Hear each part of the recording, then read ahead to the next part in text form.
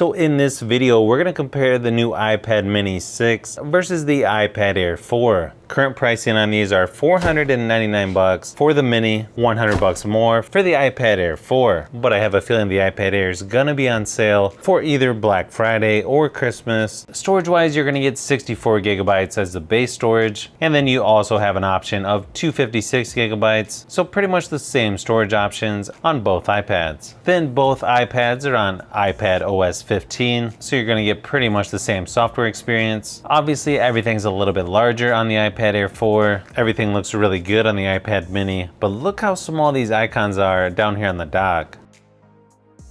Now, to me, I kind of like the colors on the iPad Air 4 a little bit better than what you can get on the iPad mini, but obviously that's going to be personal preference. On the mini, you get an 8.3 inch screen, 10.9 inch on the iPad Air. The screen is a little bit brighter on the Air, and I feel like you get better viewing angles, although both screens look really good in person, and you can't really go wrong with either. You've got 2360 by 1640 resolution on the iPad Air, 2266 by 1488 resolution on the iPad mini. Even though the mini has a higher PPI than the iPad Air, both look really good when watching videos, playing games, reading, doing pretty much anything that you would normally do on a tablet. Now, when it comes to the screen size, I feel like the iPad mini is a little bit better for gaming, definitely a little bit easier to handle on the mini if you're not going to use a controller. Otherwise, both iPads are really good at gaming. You get the A14 chip on the iPad Air, and of course with the new A15 chip on the iPad mini, it's going to just edge out the Air in Geekbench testing, but performance is really close on both iPads. They're both going to do pretty much anything you throw at them without any issues. Now, one thing that's quite a bit better on one versus the other, at least in my testing, is when it comes to battery life. The iPad mini lasted 7.5 hours during my testing, where the iPad Air 4 only lasted just over 5 hours. We're talking over 2 hours difference here. Part of that could be because it's a smaller screen. Maybe it's because the new, more efficient A15 chip. Whatever the case may be, this new iPad mini has really good battery life, where the iPad Air is just below average, at least compared to other tablets I've reviewed on the channel. Now, when it comes to cameras on these, they are a little bit different. I did feel that the front-facing camera on the Air is a little bit better, but you don't get that super wide-angle lens for center stage that you get on the iPad mini. Here's a few samples of photos and video just to give you an idea of what to expect. While I don't recommend using tablets for photos or video, if you got to use these for Zoom meetings or any other type of video conferencing, I feel like these will definitely get the job done, just as long as you have decent lighting.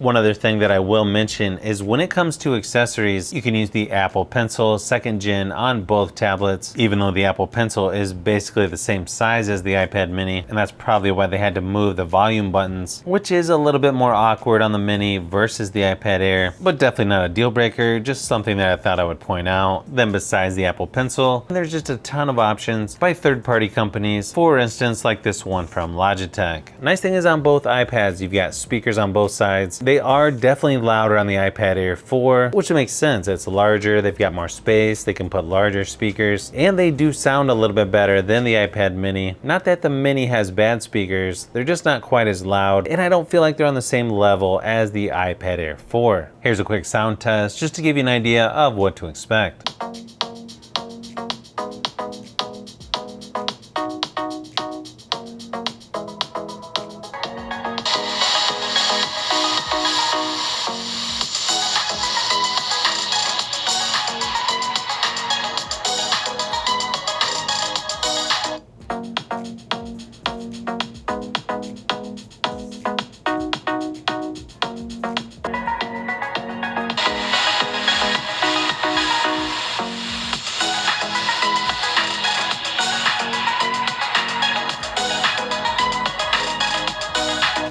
And then you get the Touch ID on the power buttons for both iPads. Both work really good in my testing. Just keep in mind, a lot of it is gonna come down to what kind of case you're gonna have, because some cases will sort of block the power button a little bit. Just another thing to keep in mind when you're picking out cases. And then speaking of cases, you're definitely gonna get more options with the iPad Air 4, just because it's been out longer, and you get an official keyboard for the iPad Air 4, but you can use pretty much any Bluetooth keyboard that you have for the iPad mini as well.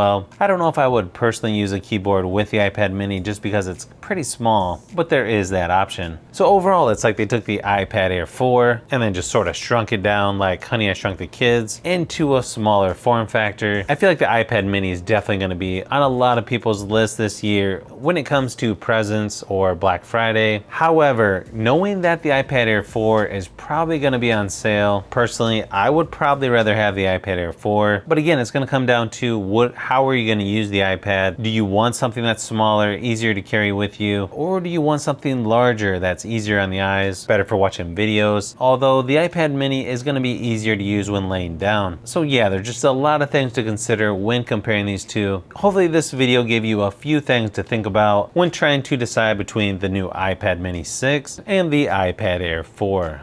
So if you've made it this far into the video, you may want to say thanks by subscribing, and don't forget to give a thumbs up if this video was helpful. This is Brian from Fishbee Productions. Thanks for watching, and I'll see you on the next one.